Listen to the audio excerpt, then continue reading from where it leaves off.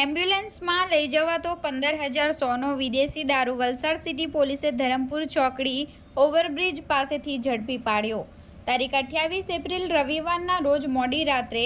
1 કલાકની મળતી માહિતી મુજબ વલસાડ સિટી પોલીસની ટીમ પોલીસ મથક હદ વિસ્તારમાં પેટ્રોલિંગમાં હતી, જે દરમિયાન વલસાડ સિટી પોલીસના જવાનોને મળેલી બાતમીના આધારે વાપી તરફથી એક ફોર્સ કંપનીની એમ્બ્યુલન્સ નંબર GJ18BT 6220માં પાછળના ભાગે વિદેશી દારૂનો જથ્થો લઈ એક ઈસમ સુરત તરફ જઈ રહ્યો હોવાની ચોક્કસ બાતમી મળી હતી। મળેલી બાતમીના આધારે વલસાડ સિટી પોલીસના જવાનો ધરમપુર ચોકડી ઓવરબ્રિજના દક્ષિણ છેડે બાતમીવાળી એમ્બ્યુલન્સની વોચ ગોઠવી હતી, જે દરમિયાન બાતમીવાળી એમ્બ્યુલન્સ આવી પહોંચતા વલસાડ સિટી પોલીસના જવાનોએ લાકડી અને ટોર્ચનો ઇશારો કરી એમ્બ્યુલન્સ ચાલકને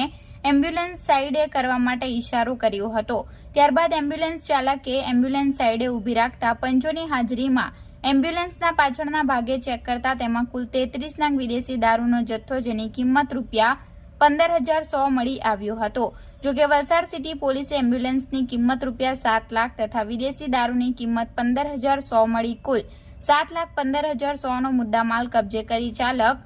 સુખસદ ધનજી શાહ